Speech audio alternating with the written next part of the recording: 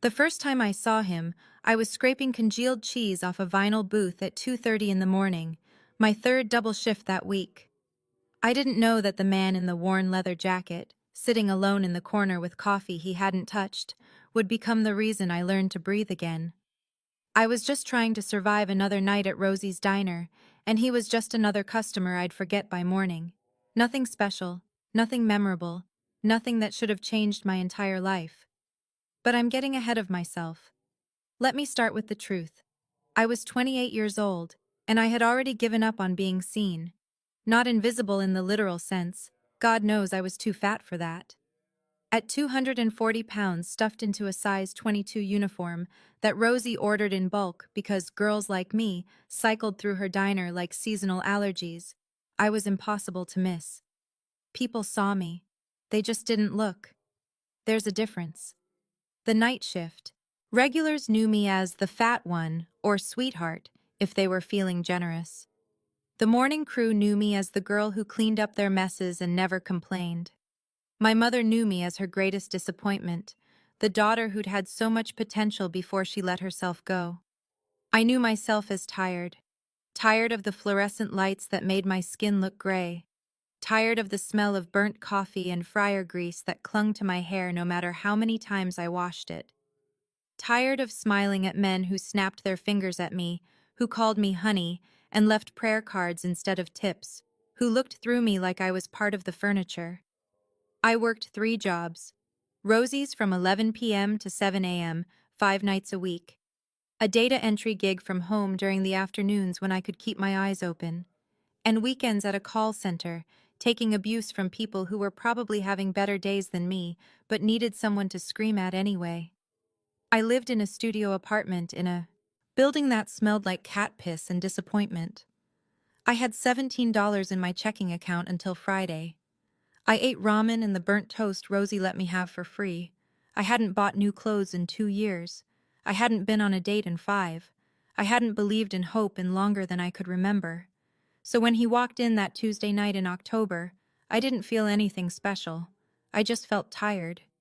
He took the corner booth, the one all the solo late-night people took because it faced the door and had a clear view of the parking lot.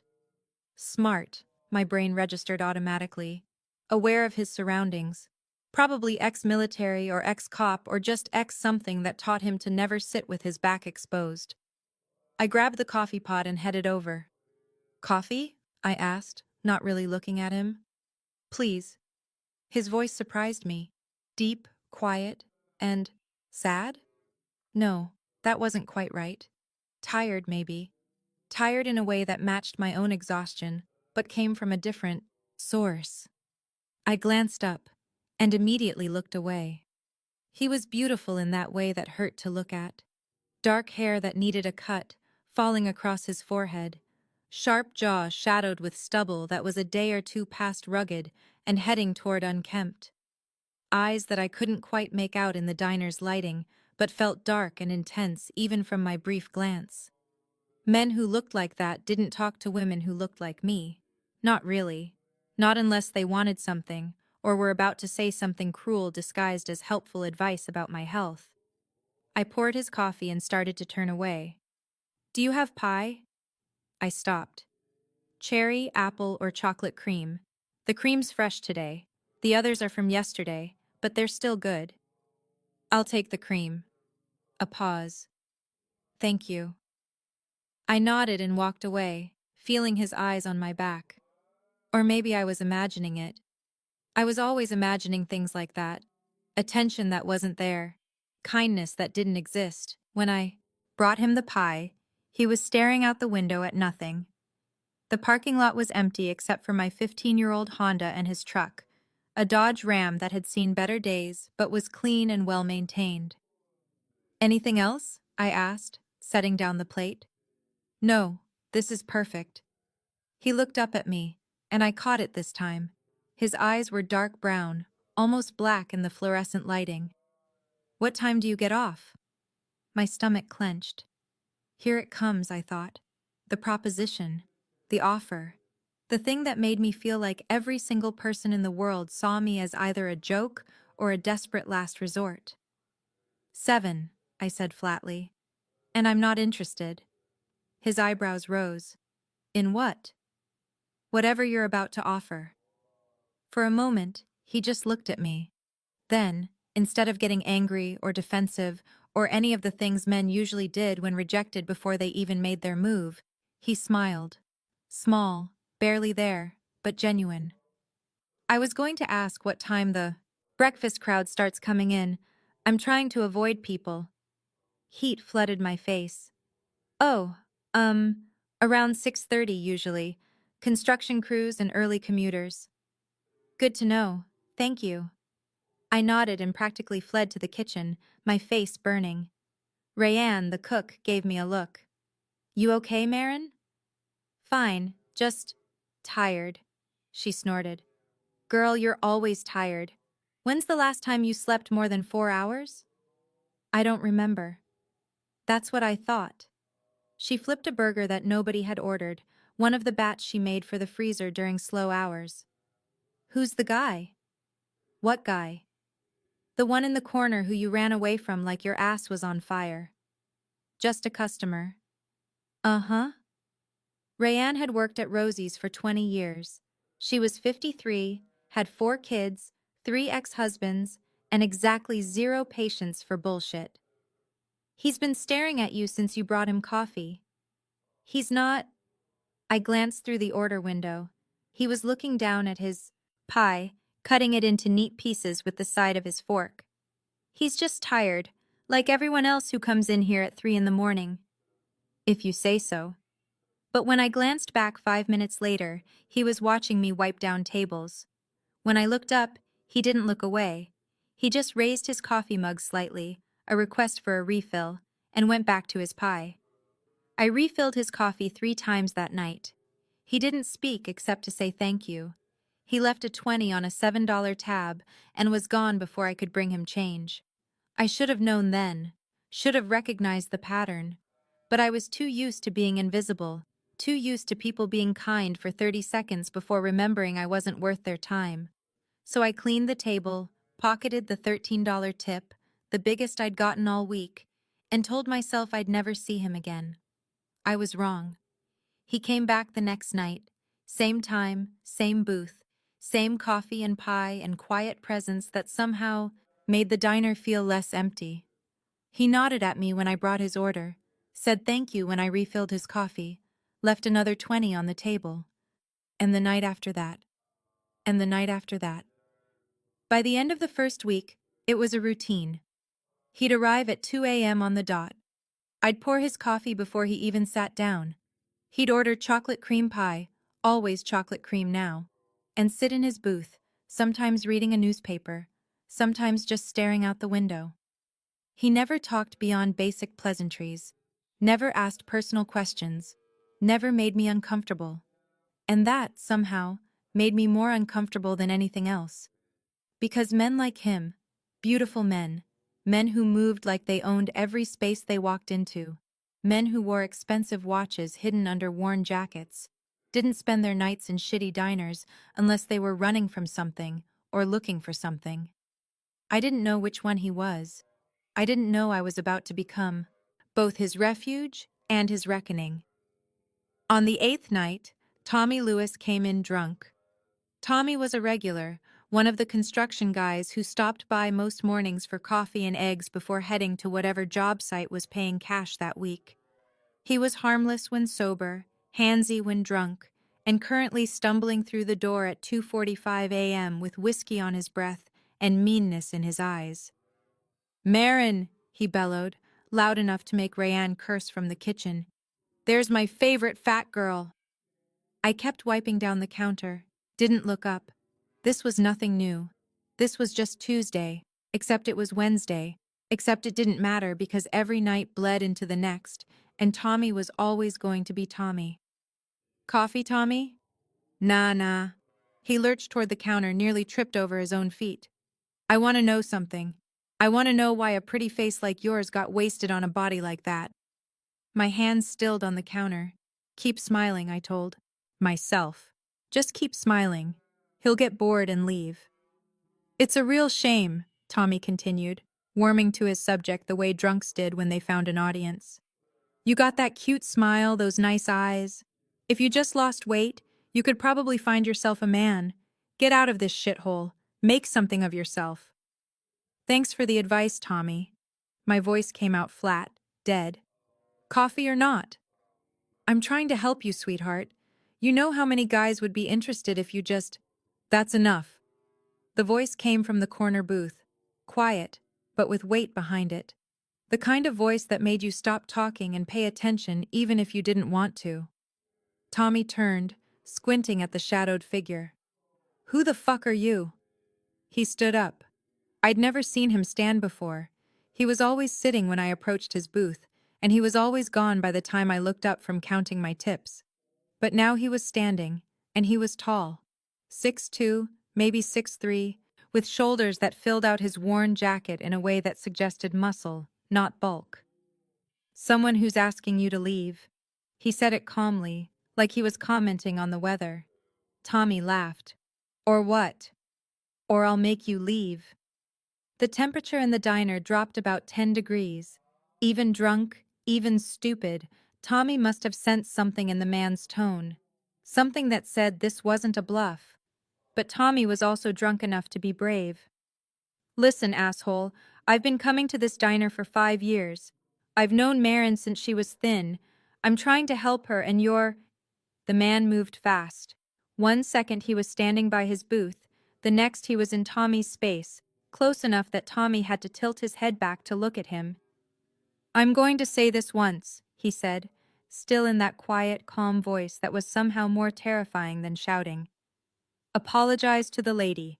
Leave. Don't come back tonight. If I see you here again, we're going to have a different conversation. She's not a lady, Tommy muttered. She's just... I didn't see the man move. 1 second Tommy was talking, the next he was against the wall with a hand around his throat, not choking him, just holding him there, making him understand exactly how easy it would be. Apologize. Okay, okay. Tommy's eyes were wide, suddenly sober. I'm sorry. Marin, I'm sorry. The man let him go. Tommy scrambled for the door, nearly falling twice, and disappeared into the night. Silence filled the diner. You didn't have to do that, I said finally. He turned to look at me, and for the first time, I saw something other than weariness in his expression. Anger, carefully controlled, but definitely there. Yes, he said. I did. He's just drunk. He doesn't mean... Don't. The word cut through my automatic defense. Don't make excuses for him. Don't minimize it. You didn't deserve that.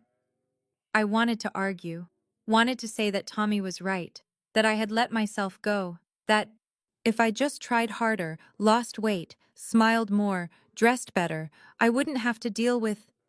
But I couldn't get the words out, because he was looking at me like I mattered, like I was worth defending, like I was... I turned away, busying myself with the coffee pot that didn't need refilling. Thank you, I managed. He was quiet for a moment.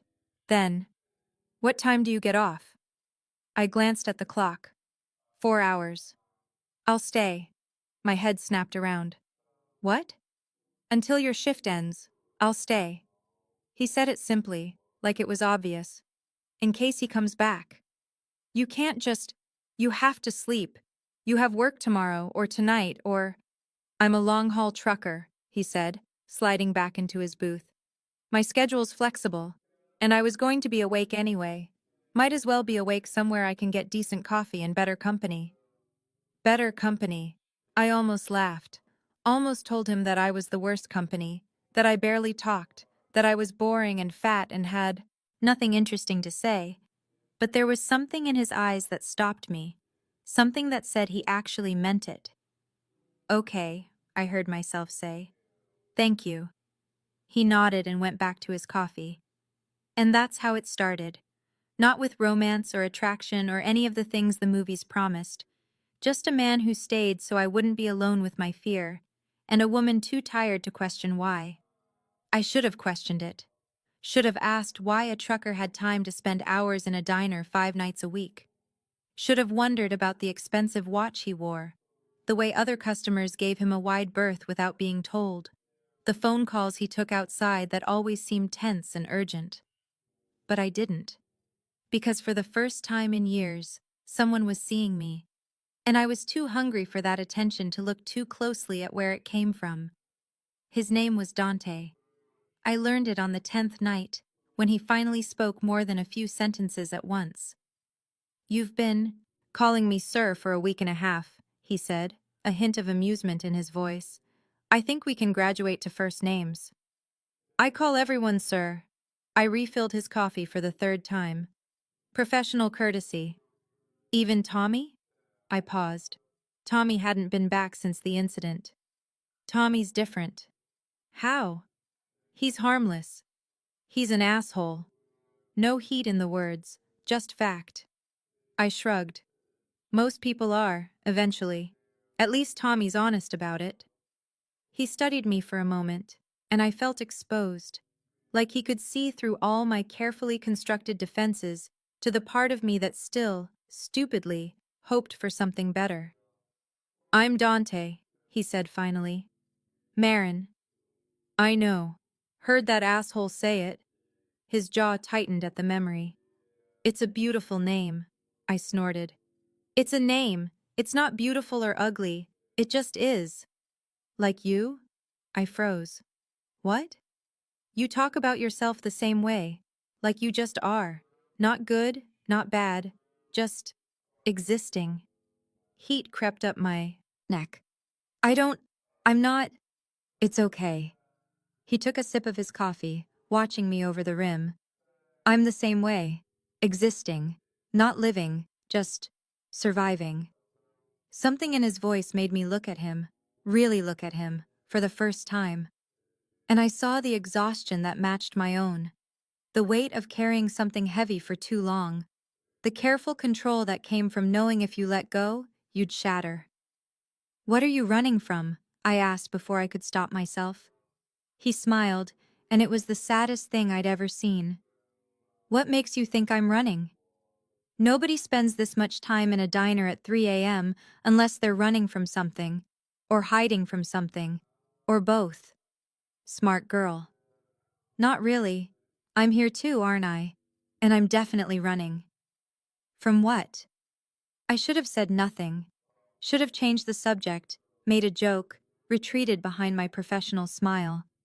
Instead, I said, "The day, the light, the people who know me, the ones who remember when I was thin and had potential and wasn't a disappointment yet." Dante's expression softened. "You're not a disappointment. You don't know me. I know you work 3 jobs. I know you're kind to everyone who walks through that door, even the ones who don't deserve it. I know you're tired in a way that sleep won't fix. I know you're here when you could be anywhere else, doing anything else. I'm here because I need the money." "Bullshit." The word startled a laugh out of me. "Excuse me?" "You heard me. Money's part of it, sure. But you're here because it's easier than being somewhere else. Being someone else. Because at 3 a.m., nobody expects anything from you except coffee and pie. Because you can be invisible here in a way you can't be anywhere else." I stared at him. How do you know that?" "Because I'm the same way." He turned his coffee mug in his hands, studying it like it held answers. "Different reasons, maybe, but same result." "What are your reasons?" He was quiet for so long I thought he wouldn't answer. Then, "I lost someone. Someone I loved. And the person I became after that. I don't like him very much. So I come here, where nobody knows him, and I can pretend to be someone else for a few hours." My chest ached. "I'm sorry." "Don't be. It was my fault." "I doubt that." "You shouldn't." He looked up, and there was something raw in his eyes.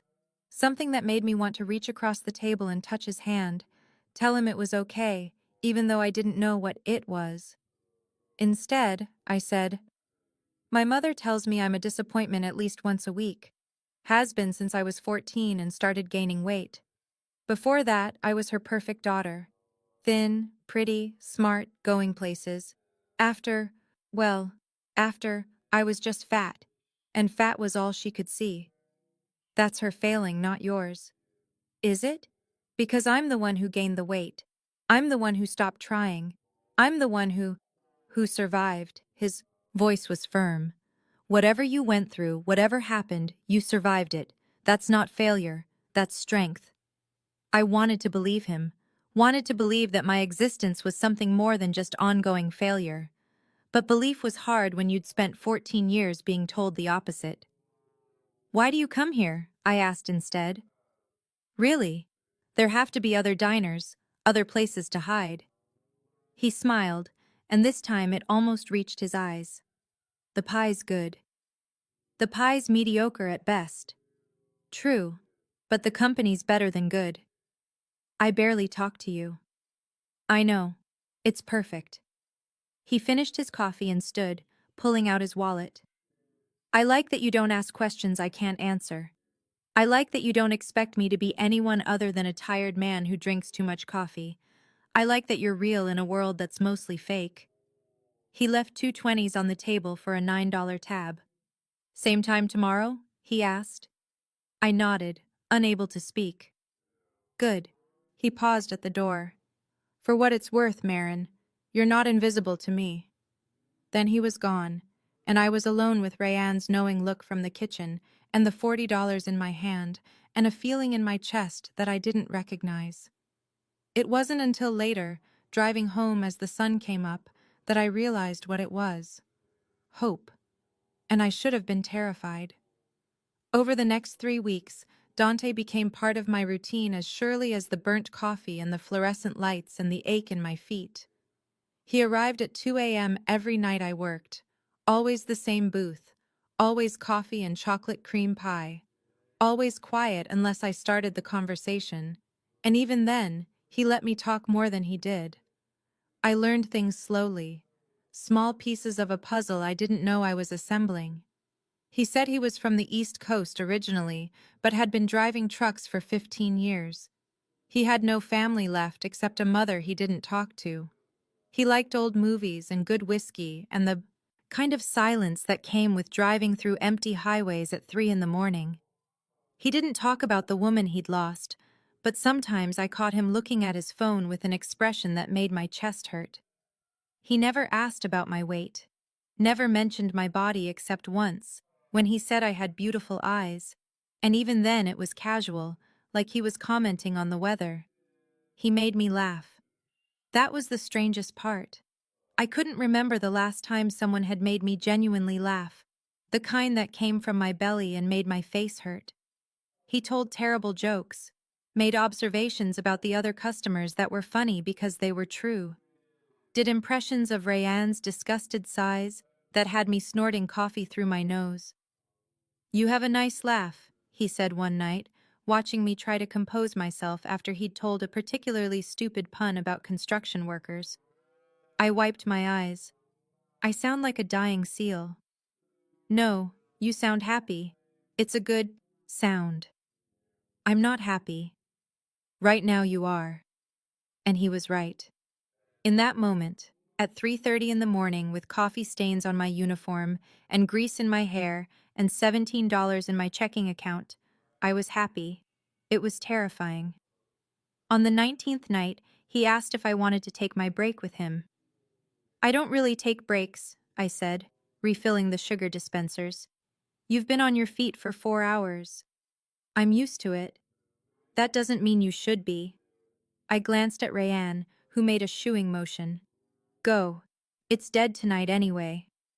So I found myself sitting across from Dante in his booth, a cup of coffee I didn't need warming my hands, feeling more nervous than I had in years. Tell me something real, he said. What? Something real. Something true. Not the polite small talk we've been doing for 3 weeks. Something that matters. I stared at my coffee. Why? Because I want to know you. Not the version of you that serves coffee and smiles through insults. The real you. The real me isn't very interesting. I'll decide that. I took a breath, let it out, took another. I used to want to be a writer. Used to? When I was younger, before everything, I wrote stories, had notebooks full of them. Stupid teenage stuff mostly, but I loved it. I was going to study creative writing in college, get an MFA, write the next great American novel. What happened? My dad died. Heart attack when I was 17. My mom fell apart. I was the only one who could hold things together, so I did. Took care of her, paid the bills with whatever jobs I could get, put college on hold. Temporarily, I told myself. Just for a year or two. And? And a year became 2, became 10. My mom got better, sort of, but by then I was fat and tired and behind on life. College felt impossible. Writing felt stupid. Everything I'd wanted felt like something that belonged to a different person. Do you still write? I shook my head. Haven't in years. Don't even know where those notebooks are anymore. Probably thrown them out during one of the moves. That's a shame. It's reality. Not everyone gets to chase their dreams. Some of us have to work. You could do both. I laughed, bitter. When? Between my 3 jobs and my 4 hours of sleep? When I'm scraping cheese off tables at 4 a.m.? When exactly would I have time to write? Now. I looked up, startled. What? Right now. Tell me a story. I don't. I can't just. Why not? No pressure, no judgment. Just you and me and a story. Make it up as you go. That's not how it works. Then tell me how it works. And somehow, maybe because it was 3 in the morning and I was tired enough to be honest, maybe because he was looking at me like I had something worth hearing, I did. I told him about the story I'd been writing when I was 16. About a girl who lived in a lighthouse and fell in love with the sea. About storms that spoke with her, father's voice and ships that carried away pieces of her heart. About learning to let go and hold on and the difference between the two. I talked for 20 minutes. Dante didn't interrupt once, just listened with complete attention, like my half-remembered teenage story was the most important thing in the world. When I finished, I felt embarrassed, exposed, stupid for sharing something so personal and ridiculous.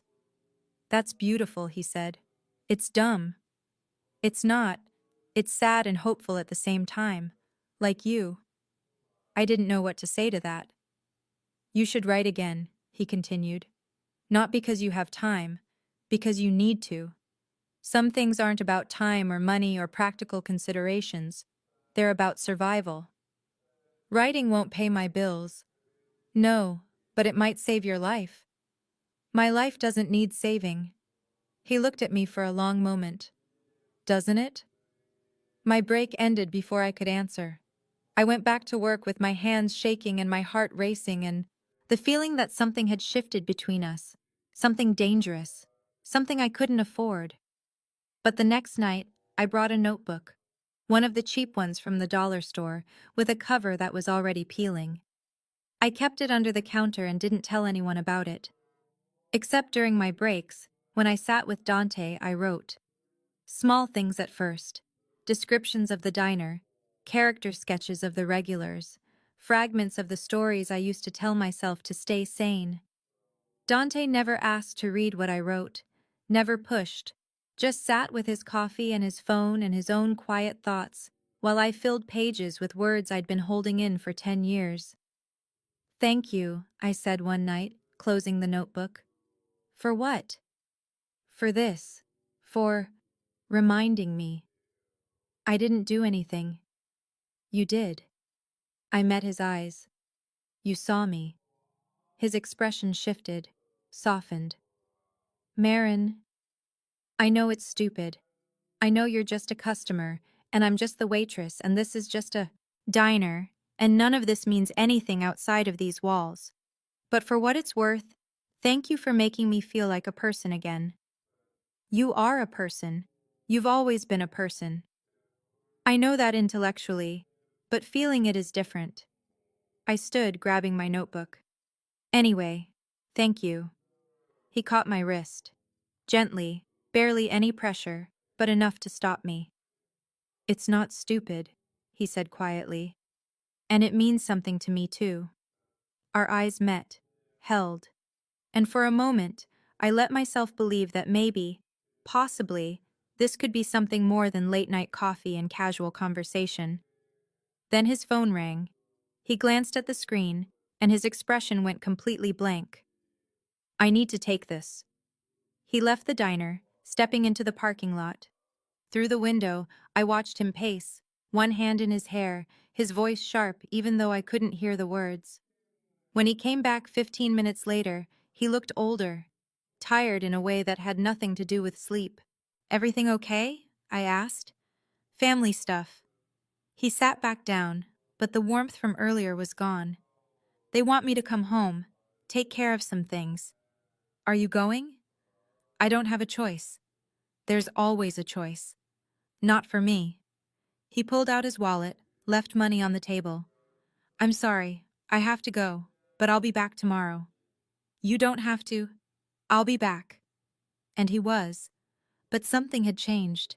He was quieter, more distracted. His phone rang more often, and each call seemed to add weight to his shoulders. I wanted to ask, wanted to know what was happening, what was wrong, how I could help. But I was also terrified of pushing too hard and losing even this. So I kept bringing him coffee, kept writing in my notebook during breaks, kept pretending that everything was normal while watching him slowly disappear even as he sat right in front of me. On the 32nd night, he kissed me. It was 4 a.m. The diner was empty except for us. Rayanne had stepped out for a cigarette. I was wiping down the counter, and he was watching me with an expression I couldn't read. Come here, he said. I walked over, cloth still in my hand. He stood up, and suddenly he was very close. Close enough that I could smell his cologne.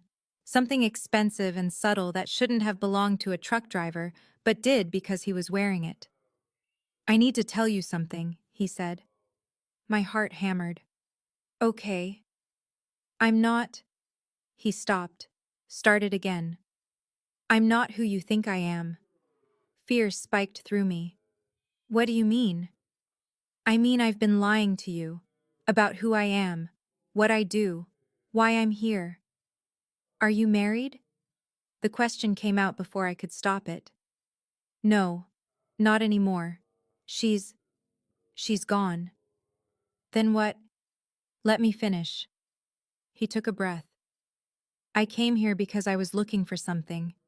Someone who could see past all the bullshit, past the expectations and the history and the weight of everything I carry. Someone who could look at me and see just me. I don't understand. I know, and I'm sorry. I'm sorry for not being honest. I'm sorry for using you. You didn't use me. I did. I came here with intentions you didn't know about. I let you believe I was someone I'm not. I let you trust me without earning it. Tears burned my eyes. Then why are you telling me now? Because I can't keep lying to you. He reached up, cupped my face with one hand. His palm was warm and calloused and gentle. Because somewhere along the way, this stopped being about what I needed and started being about what I want. And what I want is you. You don't want me, I whispered. You don't even know me. I know you better than you think. I know you're strong and kind and talented, and so fucking beautiful it hurts to look at you sometimes. I'm not beautiful. I'm fat and ugly and you're perfect. His thumb brushed away a tear I didn't know had fallen. Every single inch of you is perfect. And I'm a bastard for saying this now, for doing this now, but I can't help it anymore. Then he kissed me. It wasn't like the movies. It wasn't smooth or practiced or perfect. It was desperate and clumsy and tasted like coffee and salt from my tears. But it was real, the most real thing I'd felt in years. When he pulled back, I was shaking. I'm sorry, he said again. I shouldn't have. I kissed him back. This time it was different. Slower. Deeper. His hands were in my hair, and mine were fisted in his jacket, and for the first time in my entire life, I felt wanted. Not despite my body. Not with caveats or conditions. Just wanted. We broke apart when Rayanne's footsteps sounded outside. Dante rested his forehead against mine, breathing hard. "Come home with me," he said. "I can't. I have 2 more hours on my shift." "After. Please." I should have said no. Should have asked about the lies he mentioned, the truth he was hiding, the person he really was. But I was tired of being careful, tired of protecting myself, tired of being alone. "Okay," I whispered. His smile was like sunrise. The last 2 hours of my shift felt like years. Dante sat in his booth, watching me work with an intensity that made my skin feel hot and my hands shake. Every time I looked at him, he was looking back. Rayanne noticed, of course. "You're going home with him?" "Maybe. Definitely. And before you do, I want you to know 2 things." She pointed her spatula at me. "1, you deserve this. Whatever this is, you deserve to be happy. Don't let anyone tell you different. And 2, if he hurts you, I will personally castrate him with a rusty spoon." I laughed despite my nerves. "Noted. I'm serious, Marin. You got a good heart. Don't let him break it." "I won't." But even as I said it, I knew it was a lie. He'd already broken it a little just by kissing me. Because now I knew what it felt like to be wanted, and going back to not having that was going to destroy me. When my shift finally ended, Dante was waiting in the parking lot, leaning against his truck. The sun was just starting to rise, painting everything gold and pink and beautiful. "You can change your mind," he said as I approached. "I meant what I said about wanting you, but I don't want to pressure you. I'm not changing my mind." "Okay." He opened the passenger door. "Then let's go." His truck was cleaner on the inside than mine was on the outside. No fast food wrappers or old receipts or any of the debris that accumulated when you lived in your car between jobs. Just clean leather and the faint smell of his cologne. "Where do you live?" I asked as he pulled out of the parking lot. "Not far, 20 minutes." He drove in silence, one hand on the wheel, the other resting on the console between us. I kept my hands in my lap, fidgeting with the hem of my shirt, alternating between excitement and terror. "Are you nervous?" he asked. "Terrified." "Me too." I looked at him in surprise. "Really?" "Really. I haven't done this in a long time, and never with someone who matters this much." "I matter?" "More than you know." He glanced at me. "More than I should probably tell you right now." "Why not?"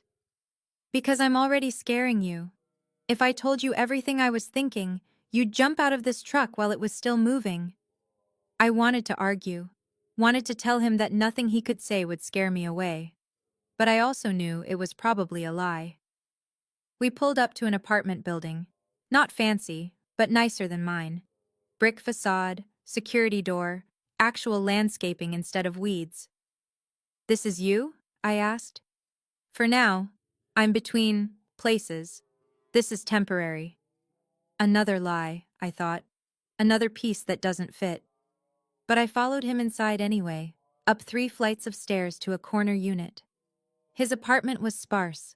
Couch, coffee table, TV, kitchen that looked barely used, bedroom visible through an open door. No pictures, no personal items, nothing that said Dante lives here except his jacket thrown over a chair. "It's not much," he said, and for the first time he sounded almost embarrassed. "It's clean. That's more than I can say for my place." I doubt that. I live in a studio that smells like cat piss even though I don't have a cat. Trust me, this is better. He laughed, and some of the tension eased. "Coffee?" "I think I've had enough coffee for one day. Or one lifetime." "Water? Tea? I might have beer somewhere." "Water's good." He got us both glasses from the kitchen. I sat on the couch, hyper-aware of every movement, every sound. When he sat next to me, close but not touching, I felt the space between us like a physical thing. "We don't have to do anything," he said quietly. "We can just talk. Or not talk. Whatever you're comfortable with." What if I want to do something? His eyes darkened. Then we will. I set down my water with shaking hands. I need you to know something first. Okay. I haven't. It's been a long time since I've been with anyone, and even then it was. I struggled for words. It wasn't like this. He didn't look at me the way you do. He didn't make me feel the way you do. How do I make you feel? Like I'm not invisible. Dante reached out, tucked a strand of hair behind my ear. You were never invisible. The world is just blind. Then he kissed me again, and all the nervousness, all the fear, all the self-consciousness melted away. Because his hands were gentle, and his mouth was sure, and every touch said, "You're beautiful, you're wanted, you matter." He undressed me slowly, reverently, like I was something precious. When I was naked in front of him, I tried to cover myself. Old instinct, old shame. But he caught my hands. "Don't," he said. "Don't hide from me. I'm not, I'm not what you're used to. You're exactly what I want." He touched me like he meant it, traced every curve, every soft place, every part of me I'd spent years hating. And when he said beautiful against my skin, I almost believed him. We made love on his couch because neither of us could wait long enough to make it to the bedroom. It was clumsy and intense and overwhelming, and I cried at the end because I couldn't remember the last time I'd felt this much all at once. After, he held me while I shook, pressed kisses to my hair, told me I was perfect and brave and his. "I love you," he said. And stupid, foolish me, I said it back. I woke up alone. For a moment, I thought it had been a dream. The whole night, the drive, the apartment, Dante saying he loved me, all of it some elaborate fantasy my exhausted brain had conjured up. But I was naked under a blanket that smelled like his cologne, and my uniform was folded neatly on the coffee table with a note on top. "Had to step out for work. Back soon. Stay as long as you want. Coffee's in the kitchen. D." I sat up, pulling the blanket around me. The apartment was quiet. Through the window, I could see it was midday. I'd slept for hours, longer than I had in months. My phone showed 6 missed calls from my mother and a text from Rayanne. "You better be getting some. Text me so I know you're alive." I texted back. Alive. Very much alive. Then I found my clothes and got dressed, because sitting naked in a stranger's apartment felt wrong, even though he'd seen everything, touched everything, loved everything. Loved. God, he said he loved me. And I believed him. I shouldn't have. Should have known better. Should have recognized the signs, the inconsistencies, the lies hiding under the truths. But I was so starved for affection that I swallowed every word like gospel. I was making coffee when I heard voices outside the door. Dante's voice, low and tense, and another voice, female, sharp with authority. "Can't keep avoiding this. The family needs you. I told you I'm handling it. By hiding in some shithole apartment and fucking the help?" My blood went cold. "Watch your mouth." Dante's voice turned dangerous. "She's not. She's a distraction, a phase, and we both know it. You have responsibilities, Dante. Or have you forgotten what happened the last time you put your personal life before the family?" Silence. Then, "I haven't forgotten anything." "Good. Then remember that you have a week to wrap this up and come home. Mother wants you back at the house. We have the Calabrese situation to deal with, and I said I'm handling it. By playing house with a waitress? How is that handling anything?" I didn't hear his response. I was too busy trying not to throw up. Playing house, the help, a distraction. The door opened. Dante walked in, looking tired and angry, and stopped when he saw me standing in his kitchen. "Marin." His expression shifted to concern. "You're awake. I was going to—" "Who was that?" My voice sounded strange, distant. "Nobody. Just, don't lie to me again." He flinched. "My sister." And what did she mean by "the family needs you"? What family? What responsibilities? It's complicated. Try me. He closed his eyes. I can't. Can't or won't. Both. I set down the coffee mug before I dropped it. Last night you said you were done lying to me. I know. You said you wanted me, that you loved me. I do. I wasn't lying about that. But you're lying about everything else. Tears burned my throat. Who are you? I'm still Dante. I'm still the man who sat in your diner for a month because being around you made everything else bearable. I'm still the man who loves you. But you're also someone else. Someone your sister thinks is too good to be fucking the help. She doesn't know you. She doesn't understand. Then help me understand. The words burst out of me. Help me understand why you lied, who you really are, why someone like you would want someone like me. Someone like me? Rich, powerful, whatever you really are. Because truck drivers don't have apartments like this, don't wear watches that cost more than my car, don't have families with situations that need handling. Dante ran a hand through his hair. You're right. I'm not a truck driver. Then what are you? I can't tell you. Not yet. Not until... Not until what? Not until I'm so in love with you that it doesn't matter? Not until I'm in so deep I can't leave? It's not like that. Then what is it like? I was crying now, angry tears that made everything blur. Because from where I'm standing, it looks like I'm the stupid fat girl who fell for a beautiful lie because she was too desperate to see the truth. Stop! He crossed the room, tried to take my hands. Stop saying things like that. You're not stupid, you're not desperate, and you sure as hell aren't just some distraction.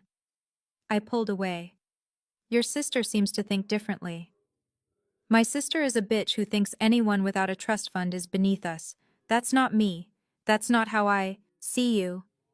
How do you see me, Dante? Really? I met his eyes. Because I need the truth, all of it, right now, or I walk out that door and you never see me again. He looked at me for a long moment. I saw the war in his eyes, the choice he was making, the risk he was calculating. Then he said, I'm not ready to lose you. That's not an answer. It's the only one I can give you right now. His voice broke. Please, Marin. I know I'm asking for too much. I know I don't deserve your trust, but I'm asking for it anyway. Give me a little more time. Just until... Until what? Until I can figure out how to have you and keep you safe. The words hit me like cold water. Safe from what? From my life, my family, my world. It's not a good world, Marin, and bringing you into it without protection, without preparation, would be putting a target on your back. You're scaring me. I know, and I'm sorry, but if you could just trust me for a little longer. I don't know if I can. His face crumpled. Then I've already lost you. I wanted to tell him no, wanted to say that love was worth the risk, that I trusted him, that whatever secrets he was hiding didn't matter because what we had was real. But I'd spent too many years being lied to, used, dismissed, and even love, especially love, couldn't make me forget that. I need to go, I said. Marin, please.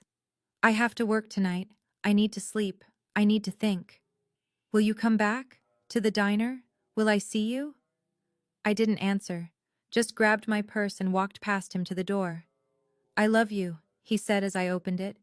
Whatever happens, whatever you decide, I need you to know that was real, is real.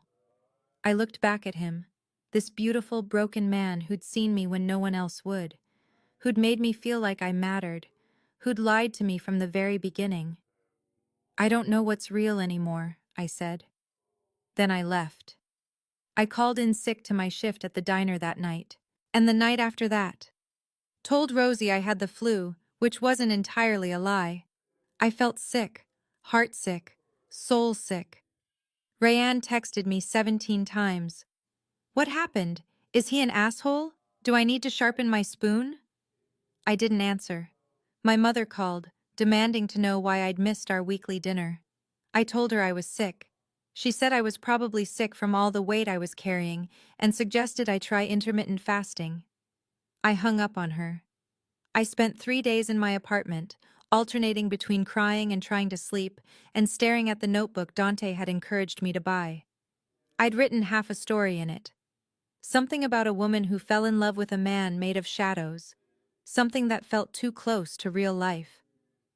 On the fourth day, there was a knock on my door. I opened it to find a woman in an expensive suit, beautiful in that polished, untouchable way that rich people were beautiful. Dark hair, dark eyes, sharp features. Dante's sister. Had to be. You're Marin, she said. Not a question. Who are you? Daniela Valenti. May I come in? No. She smiled, but it didn't reach her eyes. This won't take long. I just need to clarify a few things. I'm not interested. I think you will be, especially when I tell you that my brother has been lying to you about more than just his job. My stomach clenched. What are you talking about? He didn't tell you, did he? About who he really is, what he really does, the reason he's been slumming it in that diner for the past month. Get to the point. The point is this. Dante Valenti is not a truck driver. He's the head of the Valenti family, one of the largest organized crime families on the East Coast. He owns ports, construction companies, casinos, and several very lucrative illegal businesses I won't bore you with. He's worth approximately $3 billion. And he's engaged. The world tilted. What? Engaged. To be married. To Lucia Calabrese, daughter of Marco Calabrese. It's an arranged marriage, yes, but one he agreed to. The wedding is in 3 months. You're lying. I'm not, and I can prove it. She pulled out her phone, showed me a photo. Dante in a tuxedo, standing next to a stunning woman in a white dress, his arm around her waist, both of them smiling at the camera. This was taken 2 months ago, Daniela said, at their engagement party, which he attended, willingly. I couldn't breathe. Get out. I know this is hard to hear. Get the fuck out of my apartment. Ms. Reyes, I'm trying to help you. My brother is a dangerous man. He's also a selfish one. He's been using you to avoid his responsibilities, to pretend he's someone he's not. But the truth is, he can never be with you. Our family would never allow it. And even if they did, do you really think you could survive in his world? I don't care about his world. Exactly. Which is why this can never work. She put her phone away. I'm offering you a way out. Leave now, before you get hurt worse. I'll even make it worth your while. Say, $50,000? Consider it a thank you for keeping him occupied while we sorted out some family business. The number was staggering. $50,000 could change my life. Pay off debt, quit one of my jobs, maybe even go back to school. But it also meant admitting that everything Dante and I had shared was a transaction, that I was worth exactly $50,000 of inconvenience. Get out, I said again. Daniela sighed. You're making a mistake. Maybe, but it's my mistake to make. He's going to hurt you, worse than this, because he can't choose you, Ms. Reyes. The family won't allow it. And Dante, for all his rebellious posturing, is ultimately a dutiful son. He'll go back to his fiancée, he'll marry her, and you'll be nothing but a pleasant memory of his last bit of freedom. Then at least I'll be a memory. She looked at me like I was something pitiful. Suit yourself, but don't say I didn't warn you. She left. I closed the door and sank to the floor, shaking. Engaged. $3 billion. Head of a crime family. Every word felt like a bullet. I wanted to believe she was lying. Wanted to think it was some elaborate scheme to break us up for reasons I didn't understand. But the photo, the detail, the casual way she'd said it all, like it was common knowledge. And Dante's refusal to tell me the truth himself. He was engaged, he'd lied about everything, and I'd been stupid enough to believe him. My phone rang, Dante's name on the screen. I answered. Marin, thank God. I've been trying to reach you for days. Are you okay? Are you... Is it true? Silence. Is it true? I asked again. Are you engaged? Marin, answer the question. It's complicated. It's a yes or no question, Dante.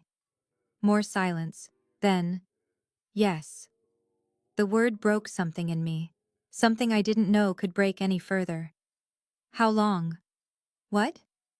How long have you been engaged? 6 months, but I didn't... It's not 6 months. I laughed, and it sounded hysterical even to my own ears. You've been engaged for 6 months. It's an arrangement. I don't love her. I've never loved her. It's just business, family politics, and I was what? Your last hurrah? Your bit of fun before you settled down with your billionaire fiancé? No, you were never... You're not... Save it. Tears were streaming down my face.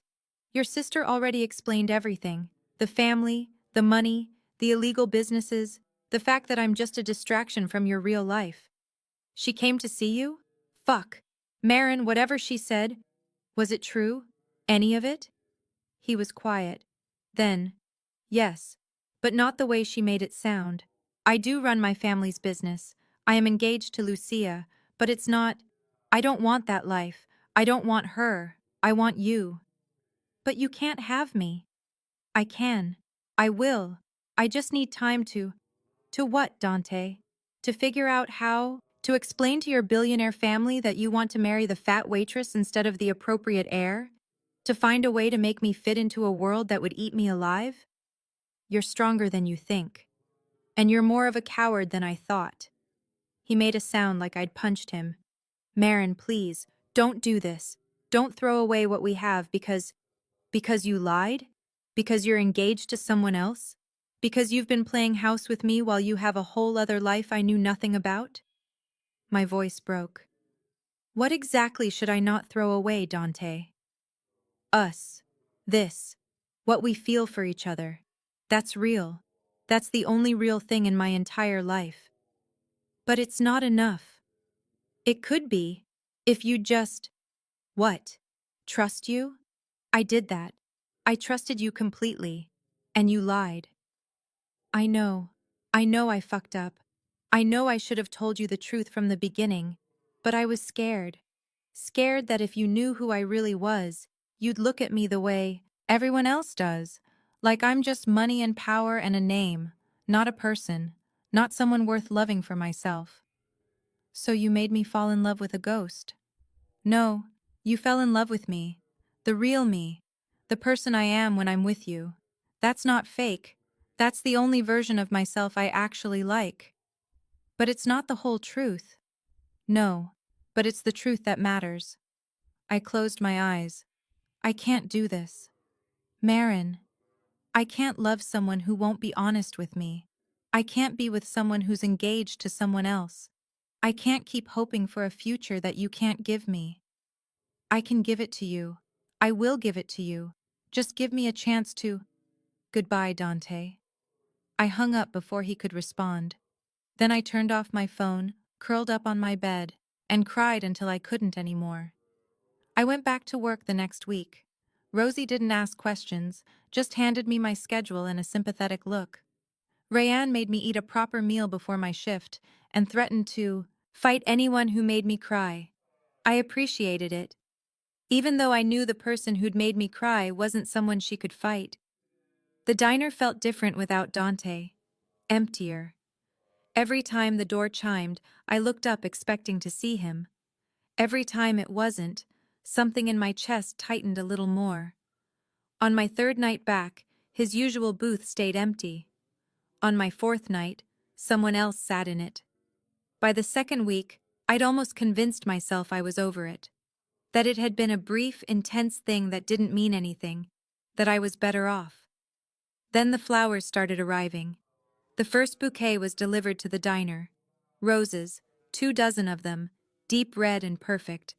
The card said, "I'm sorry, D." I threw them away. The second bouquet arrived at my apartment, lilies this time, with a card that said, "Please talk to me." I left them in the hallway for my neighbor. The third bouquet came with a handwritten letter. Marin, I know you don't want to hear from me. I know I don't deserve your forgiveness, but I need you to understand why I lied. When I was 23, I fell in love with a woman named Isabella. She was everything I thought I wanted. Beautiful, from a good family, interested in me for more than my money. Or so I thought. We got engaged. My family approved. Everything was perfect. Except she wasn't in love with me. She was in love with my cousin. And when I found out, when I confronted them, my cousin had her killed. Made it look like a rival family attack. Sent a message to me and to everyone else in our world.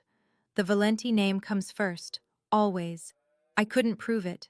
Couldn't do anything except bury her and pretend to grieve for the appropriate amount of time. My family expected me to move on. To marry someone appropriate. To continue the legacy. I refused. For 13 years, I refused. Until 6 months ago, when my mother threatened to disown my younger sister if I didn't agree to the engagement with Lucia. Elena is 19. She wants to go to college, study art, live a normal life. If I don't marry Lucia, my mother will force Elena to marry one of Calabrese's sons instead. So I said yes. I agreed to the engagement. I agreed to the wedding. I agreed to everything they wanted. And then I met you. And for the first time in 13 years, I remembered what it felt like to be seen as a person instead of a name, to be wanted for myself instead of what I could provide, to feel something real. I should have told you all of this. I should have been honest from the beginning. But I was terrified that if you knew the truth, you'd look at me the way everyone else does. Or worse, you'd run, and I'd lose the only good thing in my life. I'm not asking for forgiveness. I'm not even asking for another chance. I'm just asking you to know the truth. All of it. I love you. I love you in a way I've never loved anyone, including Isabella. I love your strength and your humor and your compassion. I love the way you see the world and the way you make me want to be better than I am. And I know I can't have you. I know I've burned every bridge, broken every promise, destroyed every bit of trust. But I needed you to know. You matter. You changed me. And even if I spend the rest of my life married to someone I don't love, I'll never forget the time I spent being loved by you. Dante. I read the letter 3 times. Then I put it in my notebook, next to the half-finished story about the woman and the shadow man, and I cried, because I believed him, every word, and that somehow made it worse. Loving him had been hard enough when I thought he was just a truck driver with secrets. Knowing he was a man trapped by his family, using me as an escape, choosing his sister's freedom over his own happiness, that was unbearable. Because I understood it. Would have done the same thing in his position, and I hated that I understood. 3 weeks after I last saw him, my mother called. You need to come to dinner, she said. I have someone I want you to meet. I'm busy. You're never busy. Just come. Sunday, 6 p.m. Mom, it's not a request, Marin. She hung up before I could argue. I should have said no, should have stood my ground. But I was too tired to fight, and honestly, the distraction sounded nice. So on Sunday, I showed up at my mother's house in the same dress I'd worn to my cousin's wedding 3 years ago, the only nice thing I owned, and prepared myself for another evening of passive-aggressive comments about my weight and my life choices. Instead, I walked into the dining room and found Dante sitting at the table. I froze. He stood up, looking as shocked as I felt. He was wearing a suit that probably cost more than my car. His hair was freshly cut. He looked like a stranger, except for his eyes. Those were the same. What the fuck is this? I asked my mother. Language, Marin. She smiled, pleased with herself.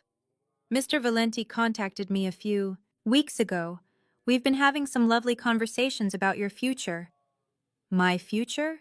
Dante found his voice. Mrs. Reyes, perhaps Marin and I could speak privately. Nonsense. We're all adults here. We can discuss this like civilized people.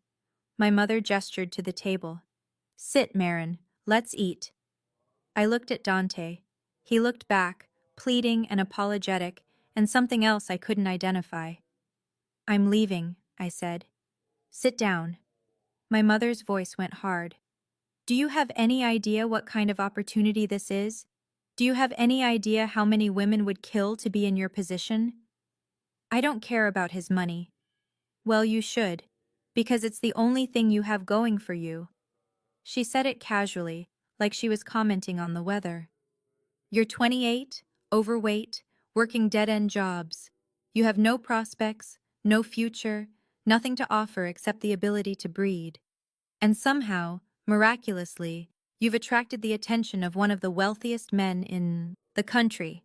So sit down. Dante's jaw tightened. Mrs. Reyes, I understand you want what's best for your daughter, but speaking to her that way is none of your business, yet. My mother smiled at him.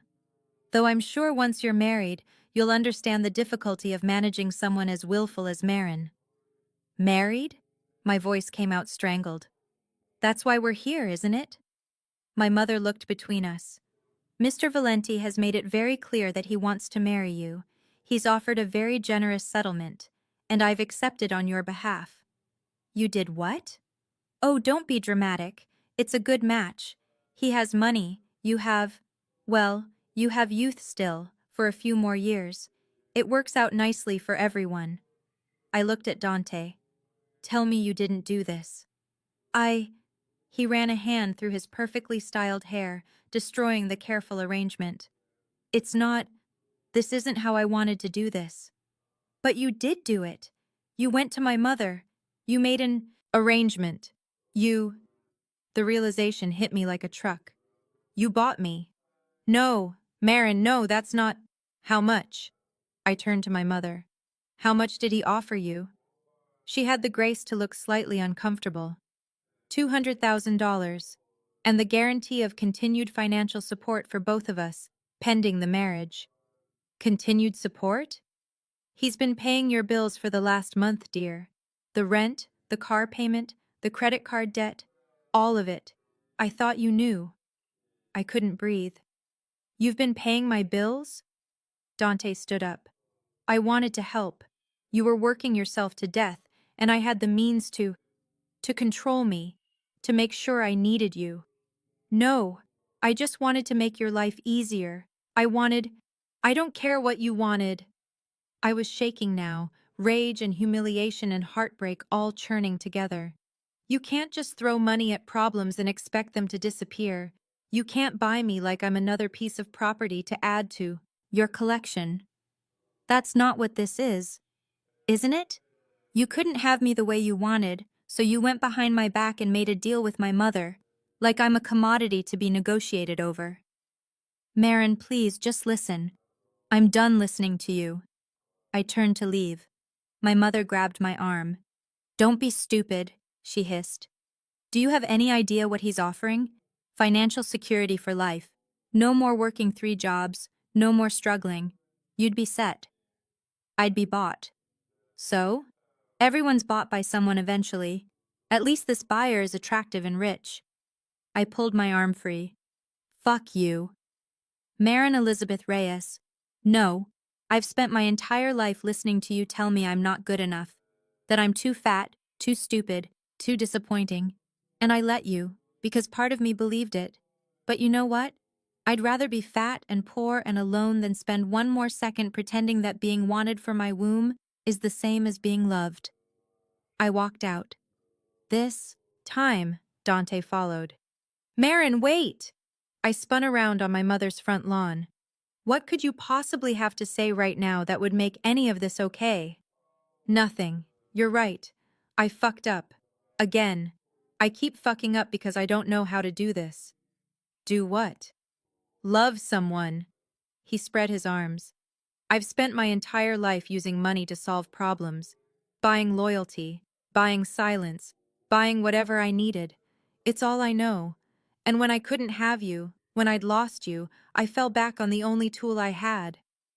So you went to my mother, the one person in my life who's made me feel worthless since I was 14.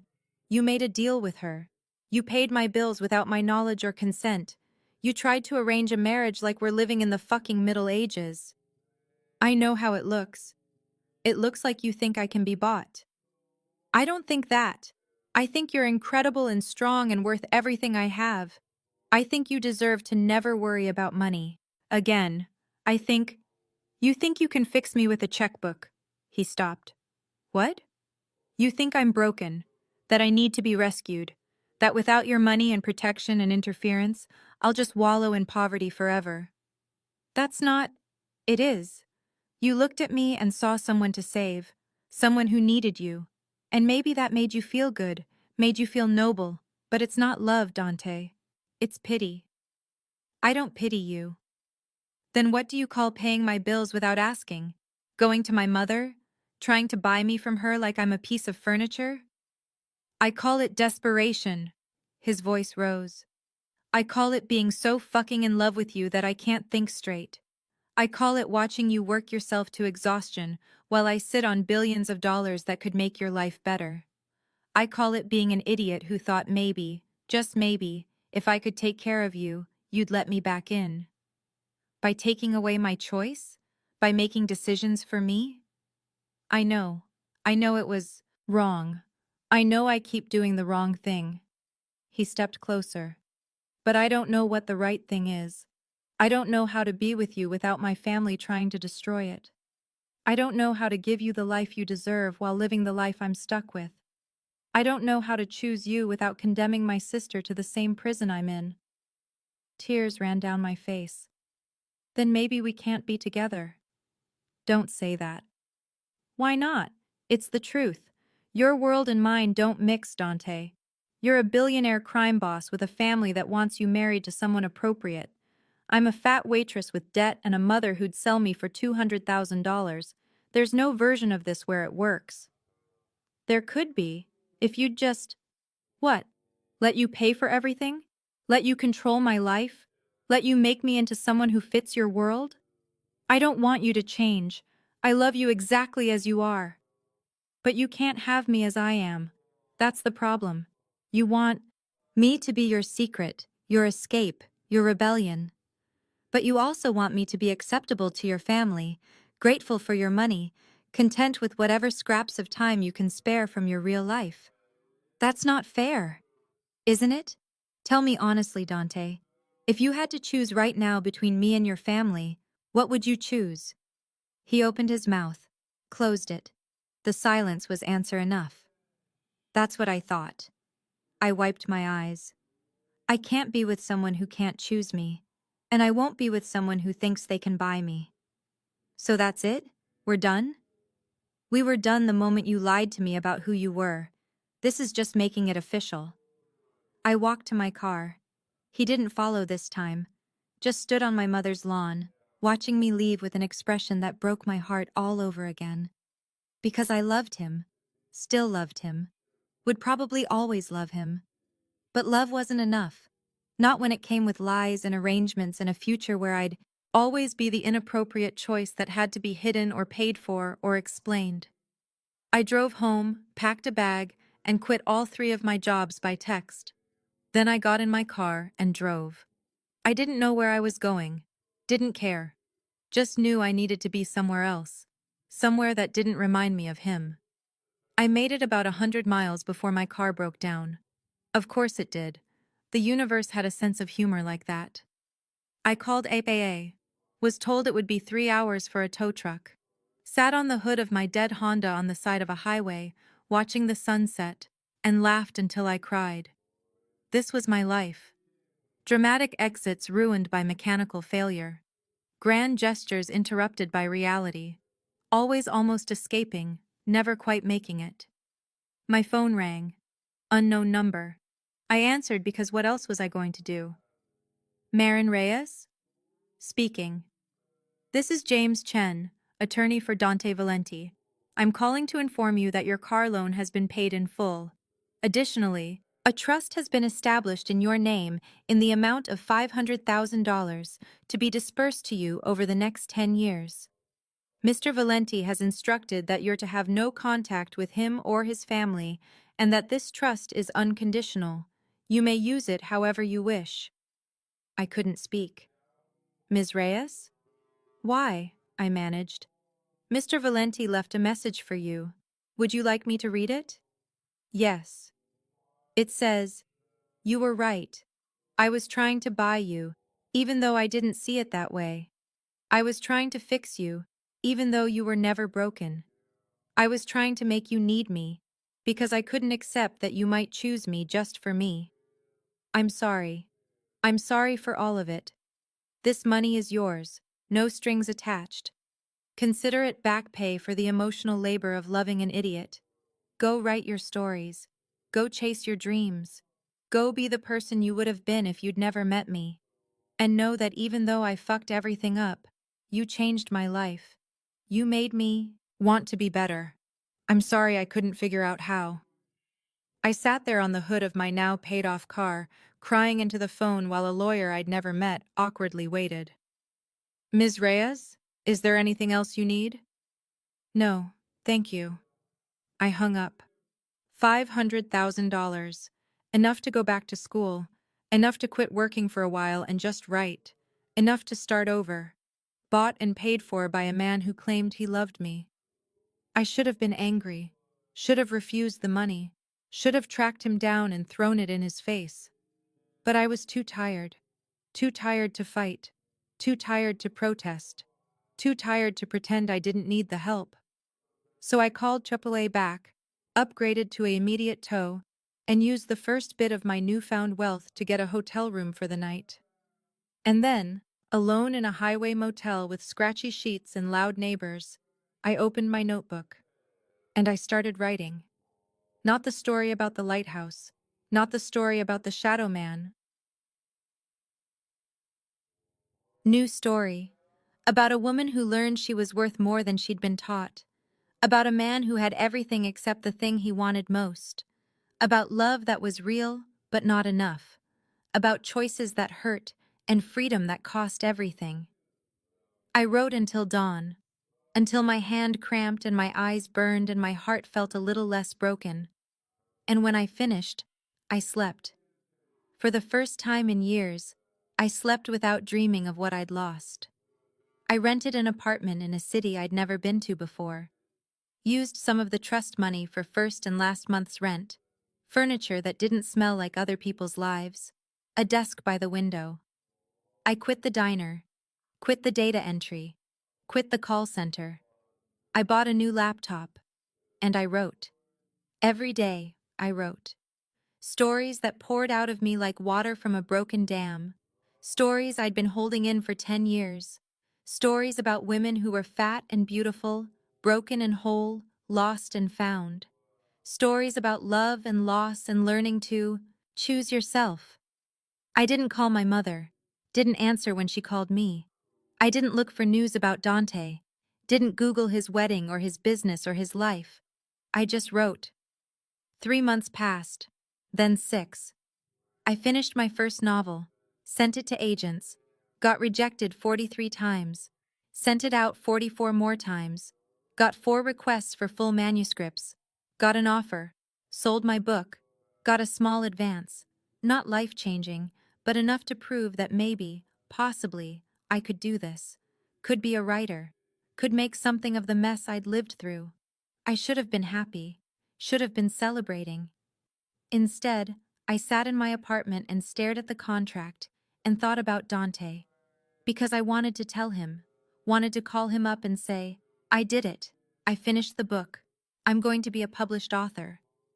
Wanted to hear him say he was proud of me, but I couldn't, because that wasn't our relationship anymore, because he was probably married by now, because I'd chosen my freedom over his love and there was no going back. So I called Rayanne instead.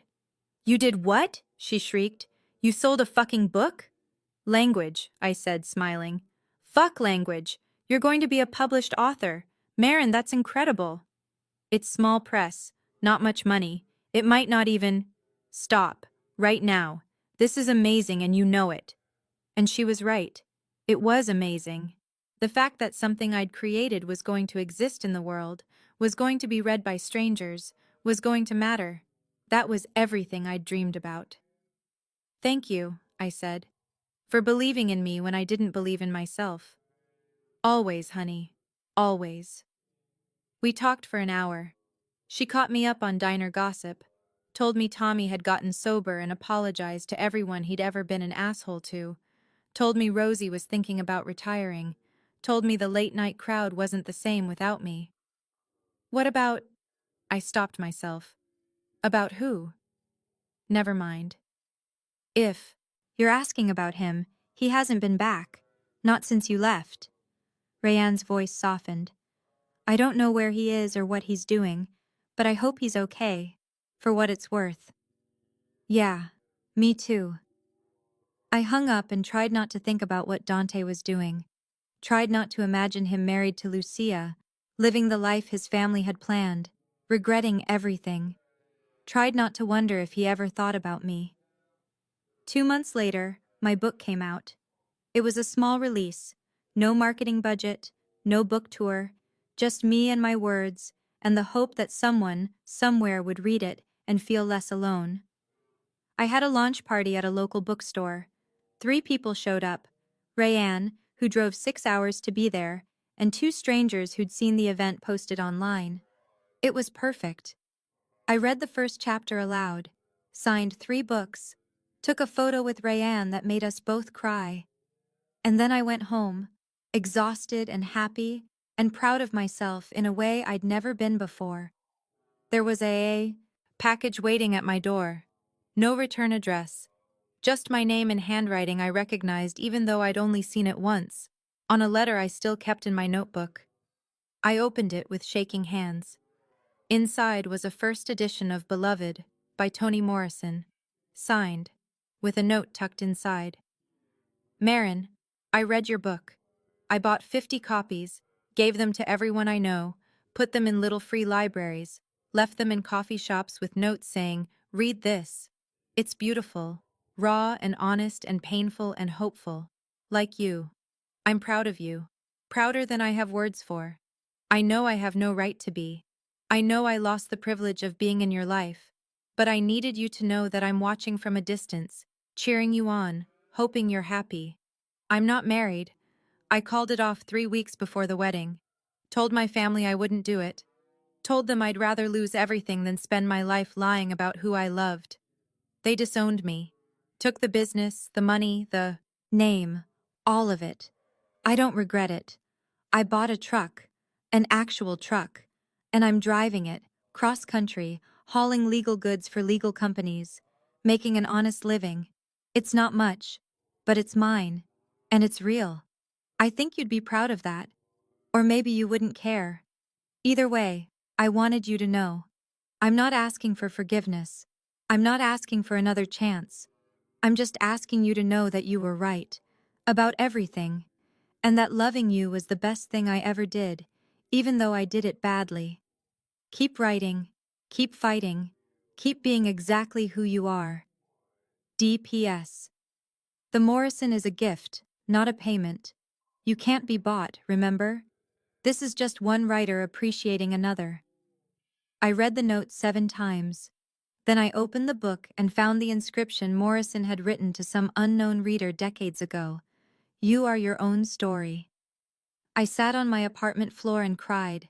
Not sad tears, not happy tears, just release. Because he'd let me go. Really let me go. No manipulation, no grand gestures, no attempts to buy his way back in. Just a gift from someone who cared, and a goodbye that felt like closure. I didn't respond, didn't try to find him, didn't look up whether he was really driving trucks or if that was another story. I just put the book on my shelf and went back to writing. Because that's what I did now. I wrote. And I was good at it. And I was happy. And that was enough. A year later, my phone rang at 2 in the morning. I answered it half asleep, expecting it to be a wrong number. Marin? I sat up. Dante? I'm sorry. I know it's late. I know I have no right to call. But I needed to hear your voice. Are you okay? I'm fine. I'm good. I was driving through your old neighborhood, stopped at the diner out of habit, and Rayanne told me about your book signing next week, the big one, in the city. Yeah, my publisher is doing a whole thing, national tour. That's incredible. Marin, that's... I'm so fucking proud of you. Thank you. Silence. Then, can I come? To the signing? Dante. I know. I know it's asking too much. But I just want to see you happy, see you living the life you deserve. I won't approach you, won't make it weird. I'll just be there, in the back, cheering you on. I should have said no, should have kept the distance we'd built, should have protected myself. But it had been a year, and I'd done the work, therapy, writing, rebuilding my relationship with myself. And I was stronger now, strong enough to see him without falling apart. Okay, I said. You can come. Really? Really? But Dante? Yeah? I'm bringing someone. Silence. Then, oh. His name is Marcus. He's a teacher. We've been seeing each other for a few months. He's good to me. That's good. That's what you deserve. I know. I paused. Are you happy? Really? I'm getting there. It's hard work, building an honest life, after living a lie for so long. But I'm trying, and some days that's enough. Good, keep trying. I will. And Marin? Yeah? Thank you. For answering. For letting me hear your voice. For not hating me. I never hated you. You should have. Maybe. But I didn't.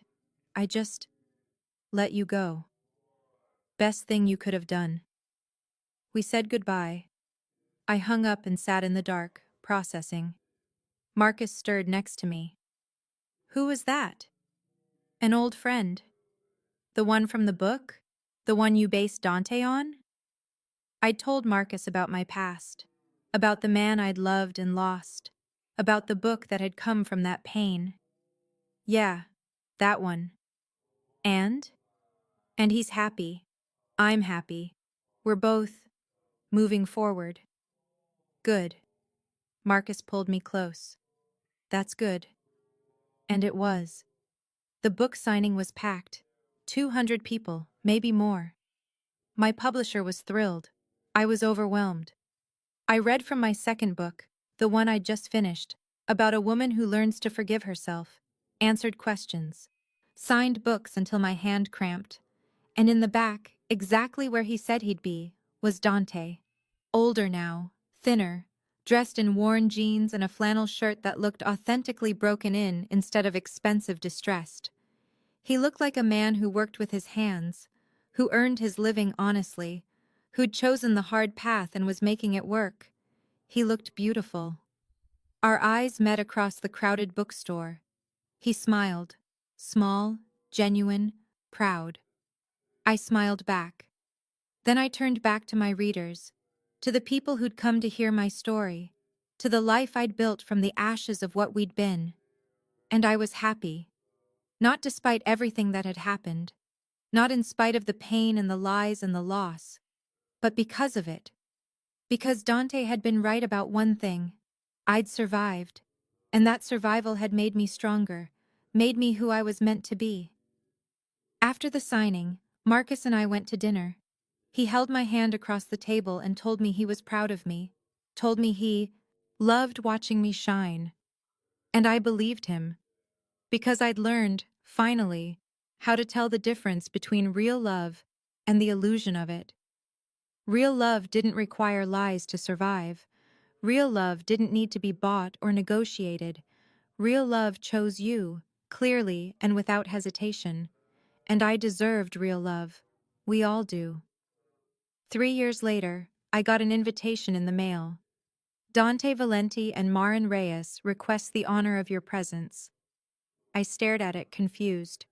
Then I saw the note attached. This isn't real. I'm not getting married. But I wanted you to have this anyway. Proof that in some universe, we got it right. That we figured out how to choose each other without lies or money or fear. I know that's not our universe. I know we don't get that ending. But I like to imagine it sometimes. And I thought you might too. I'm still driving trucks, still making honest money, still trying to be the man you made me want to be. And I'm happy. Not every day. Not perfectly. But mostly. I hope you are too. D. I showed it to Marcus, who'd moved in with me 6 months ago, who'd proposed last week, who was patient and kind and real in all the ways I needed. That's sweet? And kind of sad? He studied my face. How does it make you feel? Honestly? Grateful. For what? For the fact that I got to love him. For the fact that it ended when it did, before we destroyed each other. For the fact that we both grew from it. I tucked the invitation into my notebook. And for the fact that I found you after. He kissed me. I love you. I love you too. And I meant it. Because I'd learned that love isn't a finite resource. That loving Dante didn't mean I couldn't love Marcus. That my heart was big enough for all of it, the past, the present, the hope for the future. I never saw Dante again after the book signing, but I thought about him sometimes. Wondered if he was still driving trucks, if he was happy, if he ever found someone who could love him without all the complications our love had come with. I hoped he had, because everyone deserves that. Even men who lie to find truth. Even women who are taught they're not worth choosing. Even people who fuck up spectacularly and spend years trying to make it right. We all deserve love. Real, honest, complicated, imperfect love. And sometimes, the most loving thing you can do is let someone go. So they can find it. So you can find it. So everyone can move forward into the life they're meant to live. I married Marcus on a Tuesday in April. We had a small ceremony in a bookstore, the same one where I'd had my first signing, where Dante had stood in the back and smiled at me like I'd hung the moon. Rayanne was my maid of honor. She cried through the entire ceremony. My mother didn't come. We hadn't spoken in 3 years. I was okay with that. Marcus said his vows first, promised to love me, support me, choose me every day. Then it was my turn. Marcus, I began, my voice shaking. You taught me that I don't have to earn love, that I'm worthy exactly as I am, that my value isn't determined by my body or my past or my mother's opinion. You taught me that love can be simple. Not easy, but simple. No lies, no complications, no hidden agendas. You taught me that choosing someone every day is a gift, not a burden. I promise to choose you, every day, in every way, for as long as we both shall live. We kissed, people clapped. I became Mrs. Marin Reyes Chen, author and wife and woman who knew her worth. And as I walked down the aisle, hand in hand with my husband, I felt it. Peace. The kind that comes from knowing you're exactly where you're supposed to be, with exactly who you're supposed to be with, living exactly the life you're meant to live. 5 years after that, my phone rang at 2 a.m. I'd learned to turn it off at night, so it went to voicemail. But in the morning, I checked. Marin, it's me. I know you're probably married. Now. Probably have kids. Probably have the life you always deserved. I hope you do. I really, really hope you do. I just wanted to tell you that I finished it. Paid off my debts, the illegal ones anyway. Reconciled with my sister. Made peace with my mother, as much as that's possible. Built a life I'm proud of. I own a small trucking company now. Legal, all of it. Got 6 trucks, 12 drivers. We haul goods cross-country. It's honest work, good work. And I met someone. Her name is Sarah. She's a mechanic. Smart, funny, doesn't take my shit. She knows about my past, all of it. And she loves me anyway. We're getting married next month. I wanted you to know. Not to make you jealous or sad or anything like that. Just to say thank you. For showing me what real love looked like. For teaching me that I was worth loving for myself, not my money or my name. I wouldn't have Sarah if I hadn't had you first. Wouldn't have known what to look for, what to fight for. So thank you. And goodbye, Marin. For real this time. I hope you're happy. I hope you're writing. I hope you're loved the way you deserve to be loved. Dante. I listened to the message 3 times. Then I deleted it. Not out of anger or pain, but out of respect for the life I'd built. The husband sleeping next to me. The 2 books I'd published since the first. The daughter growing in my belly, due in 4 months. I didn't need Dante's closure or gratitude or goodbye. I'd already said goodbye years ago. And I'd meant it. Marcus stirred, reached for me in the dark. You okay? Perfect, I said. And I was. Because this was my story. Not Dante's, not my mother's, not anyone else's. Mine. And I'd written it exactly the way I wanted it to end. With love, with honesty, with a life full of words and meaning and people who chose me clearly, without hesitation, without lies. I'd written my happy ending. And unlike the stories in my books, this one was real.